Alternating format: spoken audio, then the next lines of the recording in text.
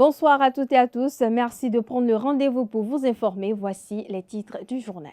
La fin de l'année est souvent la période au cours de laquelle plusieurs associations professionnelles, institutions et structures font le bilan de leurs activités. À suivre dans ce journal, la présidente de l'Union des professionnels des médias du Bénin, UPMB, Zakiat Latunji, qui présente le bilan des activités de l'association. Le tribunal de première instance de première classe de Cotonou a examiné ce mercredi un dossier de refus de paternité. Le prévenu risque une peine de 12 mois d'emprisonnement. La victime réclame une somme de 750 000 francs CFA et 100 000 francs CFA à titre de dommages et intérêts. On en parle dans cette édition. La première édition du championnat Amazon au football a connu son épilogue le samedi dernier au terrain Kangezo de Cotonou. Un championnat initié par le promoteur sportif Tiamiou Bouraïman. La première édition a été remportée par Tonanze FC. Le film de la rencontre dans un instant.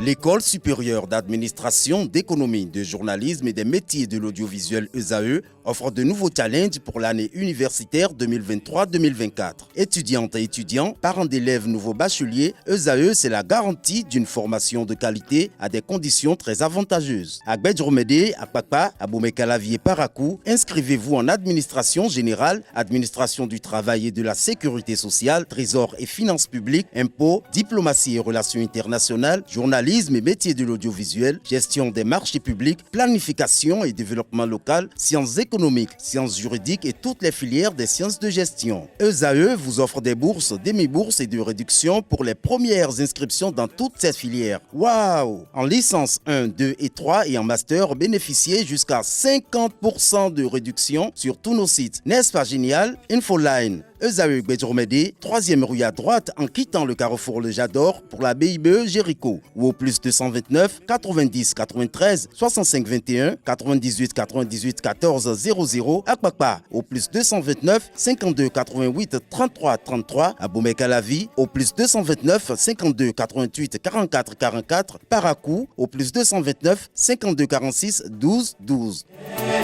ESAE, l'excellence à un nom.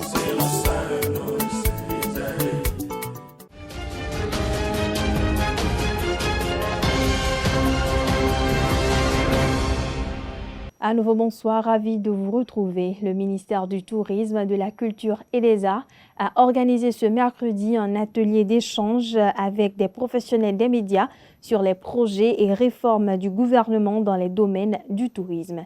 L'objectif de cet atelier est de permettre aux professionnels des médias qui traitent des sujets relevant de la culture, des arts, d'améliorer leur production. Dans le domaine des arts et de la culture au Bénin, le gouvernement, à travers le programme d'action du gouvernement PAG 2016-2021, s'était fixé comme objectif de développer de façon durable les richesses artistiques et culturelles du pays. Un domaine qui s'est révélé comme un secteur à haute valeur ajoutée, créateur d'emplois et générateur de revenus. Au cours de la séance d'échange avec les journalistes culturels, l'accent a été mis sur 5 pôles majeurs. Il s'agit du cinéma, de la danse, de la musique, du théâtre et des arts plastiques. Outre ces 5 points annoncés, le gouvernement entend faire du tourisme un levier de développement économique et le principal outil de rayonnement du Bénin à l'international. Ceci à travers 3 réformes majeures. Il s'agit de la modernisation de l'écosystème du tourisme, de la dynamisation et réglementation du secteur et de la modernisation des statistiques du tourisme. Toujours dans le domaine de la culture, l'ambassadeur de la Fédération de Russie près le Bénin et le Togo, son Excellence Igor Evdokimov, va procéder au lancement officiel de la 6e édition du Festival cinématographique russe au Bénin. C'était ce jeudi 28 décembre 2023 à l'hôtel Golden Tulip de Cotonou. La cérémonie de lancement a connu la présence des ambassadeurs et plusieurs autres personnalités. Igor Evdokimov a exprimé le vœu que ce festival cinématographique soit une occasion pour le public de Cotonou et environ d'en savoir plus sur la Russie, ses réalités historiques, sociales et culturelles, les valeurs du peuple russe, son attitude envers le monde et la vie. Généralement, à la fin de l'année, c'est la période au cours de laquelle plusieurs associations professionnelles, institutions et structures font des bilans dans tous les domaines. Ce vendredi 29 décembre 2023, au micro de Quentin Amoussou, la présidente de l'Union des professionnels des médias du Bénin, UPMB, Zakiat Latunji, a présenté brièvement le bilan des activités menées au sein de cette union professionnelle. Suivons ensemble. Disons que l'année 2023 a été assez chargée du point de vue d'activité, également d'initiatives au sein de notre association. Nous avons, au début de cette année, signé notre partenariat avec l'ambassade des Pays-Bas à travers Gender Health dans le cadre du projet Initiative Médias sans violence basée sur le genre, ce qui nous a permis d'ailleurs de mettre en œuvre aussi bien au profit des acteurs des médias qu'au profit des patrons de presse une série d'activités tout au long de cette année 2023. En dehors de ça, nous avons également organisé les activités ordinaires. Nous venons de finir par exemple avec la série de célébration de la fête de Noël à l'endroit des enfants, des professionnels des médias et des orphelins de la presse, ce que nous avons fait sur environ 5 sites un peu partout sur le territoire national au cours de ce mois de décembre qui s'achève. Et nous avons tenu le rendez-vous de la célébration de la Journée internationale de la liberté de la presse et un certain nombre d'initiatives également au sein de notre union. Nous avons réussi également à organiser pour le compte de la première année de la présente mandature l'Assemblée générale ordinaire de l'Union des professionnels des médias du Bénin. Ce n'était pas gagné du tout d'avance, mais nous avons réussi à organiser ces assises-là qui nous ont permis de procéder à l'étude des dossiers d'adhésion des différents acteurs des médias qui désirent justement adhérer à notre association, puisque les dernières adhésions remontent à pratiquement 3 ans en arrière. Voilà donc quelques temps forts qui ont marqué cette année 2023 dans la vie de notre association en général, dans notre rapport avec nos mandants, dans notre rapport avec les professionnels des médias en général. Et je pense qu'on peut se réjouir d'avoir pu cocher ces différentes cases-là pour l'année 2023. Quoique, quand il reste à faire, rien n'est encore fait, mais on se réjouit de ces différentes avancées, de ces différents pas posés.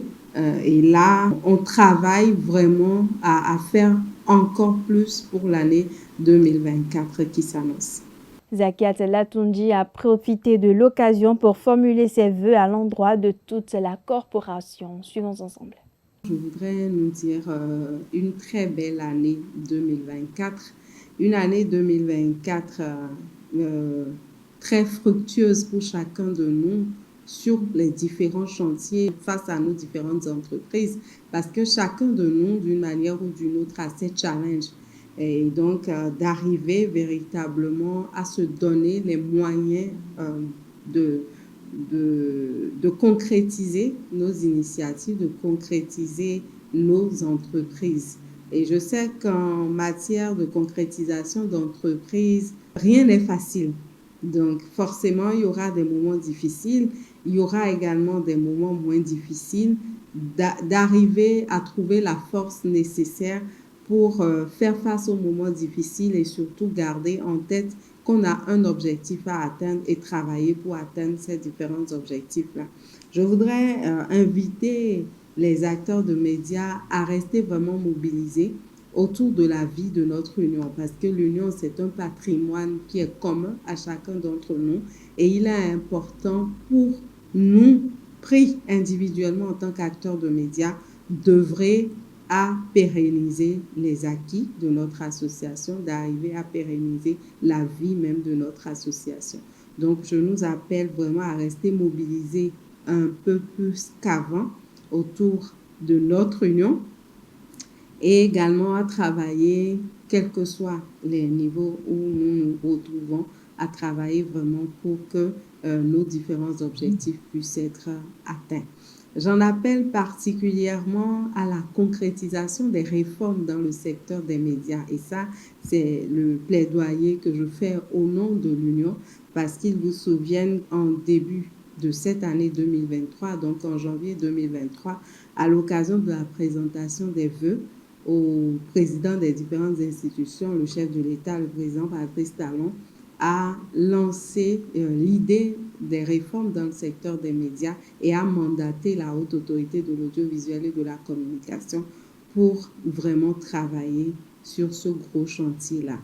Et aujourd'hui, on peut dire qu'il y a eu différentes étapes déjà passées dans le cadre de cette réforme-là et nous en appelons vivement à la concrétisation de ces réformes qui, comme le chef de l'État lui-même il a dit, permettra vraiment aux acteurs des médias de jouir de leur profession, de pouvoir vivre décemment de leur profession. Donc, mon appel ou mon cri de cœur à l'endroit de la Haute Autorité de l'audiovisuel et de la communication, de vraiment faire tout le nécessaire pour travailler dans le sens des instructions du chef de l'État pour que véritablement le rapport des différentes propositions pour les réformes dans le secteur des médias puisse être déposé au chef de l'État et appeler le chef de l'État à rester vraiment regardant sur la situation et la vie des acteurs des médias afin que vraiment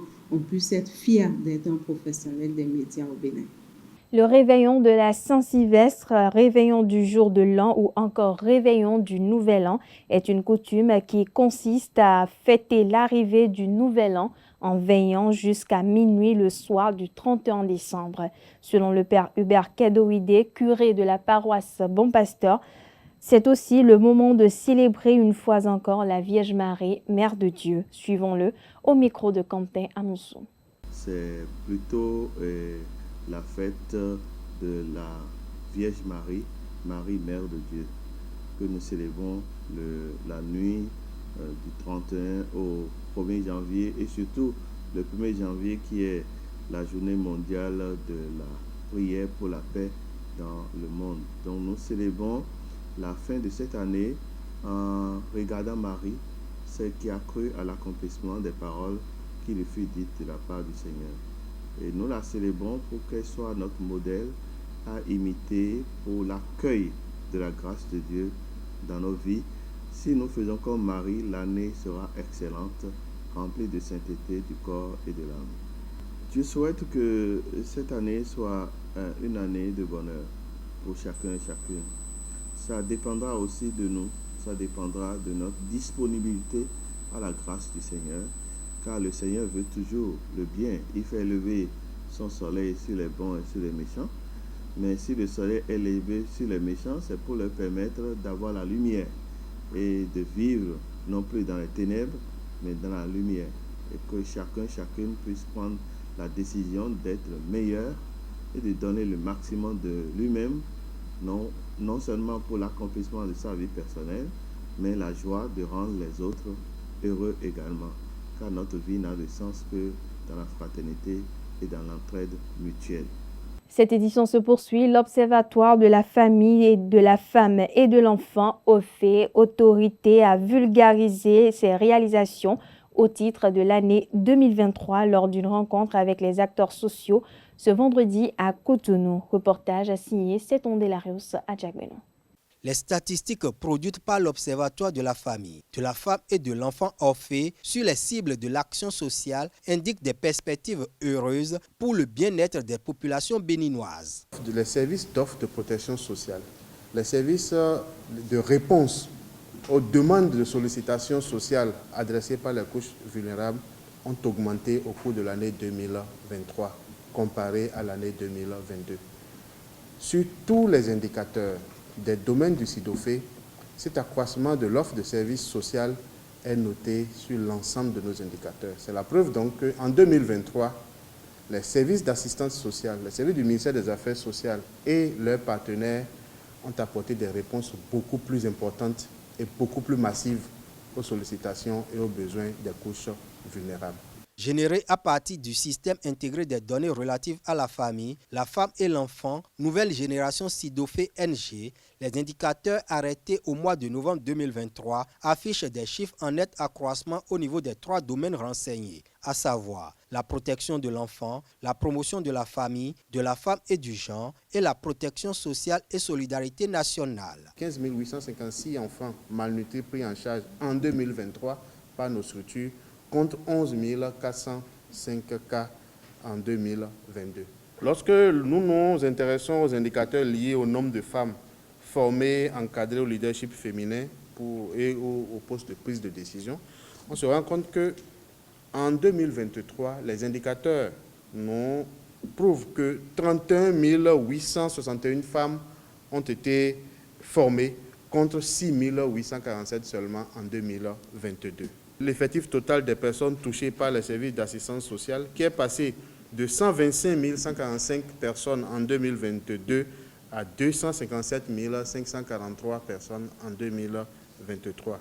Ceci représente juste un aperçu de l'activité des services sociaux au cours de cette année. À travers 3 communications, le directeur général de l'OFE et ses collaborateurs ont entretenu et représentants des organisations de la société civile et partenaires et journalistes sur les réalisations, productions et défis de cette structure érigée au rang d'autorité statistique du ministère des Affaires sociales et de la microfinance. L'OFE nous présente des résultats concrets. L'OFE nous montre qu'il y a un travail de fond qui se fait sur le terrain. Je salue la qualité de la forme et du fond des différentes présentations. Je vois des graphes et des diagrammes qui sont bien présentés et qui, moi, me bluffent. Si nous regardons d'où nous venons et ce que j'ai vu et entendu ce matin, vraiment c'est un gros bond. Les efforts du Bénin, de façon générale, sont noyés dans l'insuffisance ou le défaut d'informations statistiques pour tracer les progrès réalisés par notre pays. Donc, si vraiment c'est un nouveau départ, j'applaudis. Afin de mieux affiner les statistiques, la base de données SIDOFE NG a subi une rénovation avec l'intégration d'un 4e domaine prenant en compte les personnes en situation de handicap et des personnes âgées et la possibilité d'interaction avec le public. La nouvelle plateforme sera disponible dès janvier 2024. Je l'annonçais au sommaire de cette édition, le tribunal de première instance de première classe de Cotonou a examiné ce mercredi un dossier de refus de paternité. Le prévenu risque une peine de 12 mois d'emprisonnement. Selon les informations, le mis en cause a enceinté une jeune fille âgée de 16 ans et refuse la paternité. Face au juge ce mercredi, le jeune homme a reconnu les faits. La victime, présente au procès, a réclamé une somme de 750 000 francs CFA et 100 000 francs CFA à titre de dommages et intérêts. Le ministère public, dans ses réquisitions, demande au tribunal de condamner l'accusé à une peine de 12 mois d'emprisonnement. Dans un autre registre, le Vatican a officiellement autorisé le 18 décembre dernier la bénédiction des couples de même sexe à condition qu'elle soit effectuée en dehors des rituels liturgiques. Une question qui sème la confusion et cristallise les tensions au sein de l'Église catholique. Dans l'élément qui suit, je vous invite à suivre le père Hubert Kadoïdé, curé de la paroisse Bon Pasteur de Cotonou, qui explique qu'il s'agit d'une démarche du pape qui vise à amener les couples homosexuels à se repentir. Suivons ensemble. Écoutez, nous savons très bien que l'homosexualité sur le plan de l'Église catholique demeure une situation inappropriée et qui mérite une conversion, une démarche de conversion de ceux et celles qui s'engagent sur ce chemin qui n'est pas le chemin naturel de mariage prôné par Dieu, par l'Église et que nous vivons dans la doctrine catholique. Cette doctrine catholique qui jusqu'à maintenant n'a pas encore changé. Cependant, il y avait une situation qui n'est pas la nôtre, puisque nous ne ressentons pas très bien cette situation ici, mais une situation occidentale où il y a beaucoup de personnes qui s'engagent sur ce chemin. Et vous savez très bien que le souci de l'Église a été toujours d'être aux côtés des plus pauvres et des pécheurs. Donc on déteste le péché, mais on accompagne le pécheur pour que ça grandisse et que la conversion, la joie de la conversion puisse avoir lieu. Saint Paul dit, je me suis fait tout à tous afin de gagner le plus grand nombre. C'est peut-être la démarche du pape, une démarche incomprise, à raison, puisque le pape, lui, fait une distinction entre la bénédiction liturgique, qui est une bénédiction des couples, entre guillemets, qu'on peut appeler des couples normaux, et donc des gens accompagnés pour le mariage. Et puis, il fait une distinction entre ce qu'il appelle la bénédiction pastorale. Alors, qu'est-ce que c'est que la pastorale? La pastorale, c'est d'aller vers les gens, de les accompagner et de les sortir de leur situation. Donc, c'est un processus, un cheminement qui leur permet d'avoir accès à la conversion. Ce n'est pas pour les conforter dans ce qu'ils sont, mais les amener à quitter ce qu'ils sont, l'état de péché, pour entrer dans ce qui est normal. Et c'est ce que le pape souhaite par sa décision. Vous comprenez que cette décision suscite beaucoup d'interrogations, parce que le plus grand problème, c'est semer la confusion. Et donc, bénédiction reste une bénédiction. Et bénédiction en vue de produire du bien. Et c'est ça qui fait le problème, aussi bien en Afrique qu'ailleurs, et qui devient gênant au niveau de la compréhension et de la réception de la démarche du pape. Et je pense que le pape n'est pas insensible à cela, et j'espère que d'ici quelques temps, d'ici quelques semaines, le pape lui-même, en entendant les incompréhensions que cela a suscité, pourra soit réexpliquer ou tout au moins essayer de donner une direction nouvelle à l'Église universelle. Car nous savons tous que de part et d'autre, nous avons le souci du pécheur, mais en même temps, il faut éviter toute confusion au niveau des pratiques religieuses au sein de l'Église catholique. Toujours dans le même registre, à présent, je vous invite à suivre le commentaire de Bassirou Lassissi, islamologue et professeur de la langue arabe, qui s'exprime sur le sujet. Dans son argumentaire, il a également profité de l'occasion pour expliquer ce que dit le Saint-Coran sur le sujet. Suivons-le au micro de Nansérine Fatoumbi et Francis Fahami. La croyance à Allah subhanahu wa ta'ala a interdit dans tous les livres.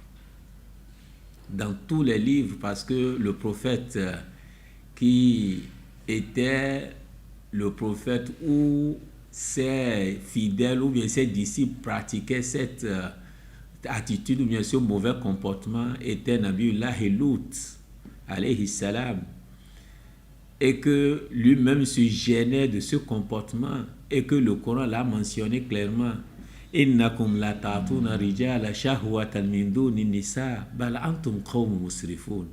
Il dit, mais pourquoi vous en profitez des hommes en dehors des femmes? Voilà qu'il y a des femmes là et que vous pouvez les marier, avoir des relations intimes avec elles, mais vous les laissez de côté et que vous venez s'approprier aux hommes. Ce comportement est un comportement inacceptable et qu'Allah subhanahu wa ta'ala a maudit cette communauté en ce temps et qu'il les a envoyés, les anges, qui étaient dans une image de beauté, sont des hommes, et que ces gens-là croyaient qu'ils pouvaient aussi en profiter de ces hommes comme ils faisaient. Alors c'était la malédiction d'Allah qui était descendue sur eux, Allah les a péris. Donc, pour nous dire que l'homosexualité, au vu de l'islam et aussi dans les autres religions, je veux dire, le christianisme est interdit. L'homosexualité est interdite, même dans la Bible, c'est interdite. Alors, pourquoi aujourd'hui nous allons accepter ou bien nous allons essayer d'emboîter les pas à la bénédiction de ce mauvais comportement? L'islam est totalement contre cette pratique et celui qui fait cette pratique en islam n'est pas considéré comme un bon fidèle ou bien un fidèle croyant en Allah subhanahu wa ta'ala. Pourquoi? Le Coran nous a dit, si nous voulons nous marier, il nous a donné les conditions, parce que c'est avec ce mariage que nous pouvons avoir des actes sexuels avec nos partenaires, nos femmes. Alors, mais il dit, mais celui qui cherche autre chemin, en dehors de ce chemin, il fait partie des égarés. Pour nous dire tout court et clairement que l'homosexualité, c'est un comportement qu'Allah subhanahu wa ta'ala a interdit. Dans le village du festival Vodou Days, le Pura Vida de Cotonou va abriter le festival international Vodou Jazz le 5 janvier prochain. Une soirée jazzique agrémentée des rythmes et chants liés aux cultes endogènes. Kevin Haynes, un Anglais originaire du royaume Yoruba, présente le spectacle au micro de Carles Kitome. Good afternoon, or Ekabo. I'm Kevin Haynes. Awai Feleke, Anyandelapo. I'm a jazz artist, bishop priest, and I'm here today in Benin to take part in the new Vodun Jazz Festival that I'm going to host in a place called Povida, which is in Cotonou. This time of the year now, we're in December, and we're going into January, and it's going to be part of, we're going into the Vodun ancestral celebration ceremonies. As part of these ceremonies, I'd like to start a kind of Vodun Jazz Festival. And as an Orisha priest, it's something that is close to my heart, that the people here are continuing to celebrate their ancestors, and the whole nation is aware of it. And everybody from other spiritual systems is also aware of what the people that were doing here first, before anything was happening, are continuing their festival. So this is, for me, a blessing in itself, and I appreciate what the people here in Benin are doing and what they've held on to as far as their culture is concerned.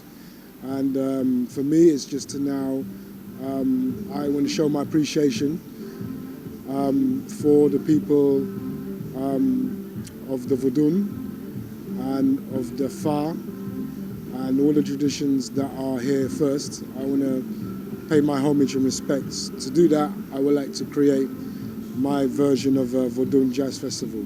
You know, they understand other experiences that we as Africans and people have been doing, and bringing it and sharing it, because sometimes maybe here in Benin they don't see very much jazz in the way that I'm playing, for instance, in the way that I do it. So there's a way to show the expression, and also to invite, very important, to invite our brothers and sisters here from Kenya, from Ethiopia, from South Africa, from Namibia, from Senegal. So we have to invite our people here too. So it's a union, really. I'm creating this festival for a union, because we're talking about Vodun. Vodun is respecting your ancestors and your people. So we're inviting our people now from everywhere in Africa to come and join me to celebrate this understanding that we have to still carry on. We mustn't allow to forget. So this is why I'm happy to create something new for me, and to embrace the continuation of our cultural expressions, which is to celebrate the ancestors. Kevin Haynes définit les bases de sa musique et le matériel à utiliser à Carles Kitome. Suivez plutôt. First is the cultural department. So first I'm a Anyangalu drummer. So Anyangalu drumming is a Yoruba style of drumming that is a talking drum system, like gangang. It's really what gangang comes from, but the gangang is the child of the Anyangalu drumming style that I play. So I'm a Bata drummer. I play Bata drum. I played the traditional Bata drums from Oyo, and I played diasporan version of Bata drumming from Cuba as well. So I have these two styles of drumming I play. I also sing Orisha music from Yoruba land, and I also sing Yoruba music from the diaspora, Cuba mainly, and Trinidad. So these are the places that Cuban people after slavery were taken to these places, and they continued to do the traditions of things that they were doing in Benin or different places in Yoruba land, because Benin was part of Yoruba land another time. So then the next thing now I do is I'm a jazz musician. I actually play saxophone. I write jazz harmony music, so I'm a writer in jazz music harmony. So I fuse these two ideas together and make my own style of jazz, if you want to call it that. So I call it Nubian music, really. But it's jazz from North American, where the descendants of the African descendants that created jazz music. I'm kind of more within that style of playing jazz. So just to make it clear, because there's different jazz music. So the music is more like New York, Harlem, Chicago. This is the kind of jazz music I play. Miles Davis, John Coltrane, Dizzy Gillespie, Charlie Parker, Thelonious Monk. These are the kind of people, that's the kind of influences of music that I play. And I fuse that with the very traditional Yoruba influences, as well as other influences in my music. I have Wolof people, Mandinga influences. Also have some Mali, which is again the Wolof style of style of singing and some of the harmonies. Because I have in my music we have Kora, which is Mali and Senegal. So I have these people in my band. So then we come together with our ideas about what we want to sing about. Aristide Anato, le promoteur de Pura Vida, le restaurant qui accueille le festival international Vobodou Jazz, présente le projet et l'artiste à l'honneur à Carles Kitome. Suivons ensemble. Le 5 janvier, nous avons un événement de taille qui cadre avec la fête de Vodou, le 10 janvier. Et pour nous, le Vodou, c'est aussi, on l'a surnommé le festival Vobodou. Vobodou, c'est aussi d'épuiser les ressources que nous avons autour de nous et de les utiliser dans le bon sens.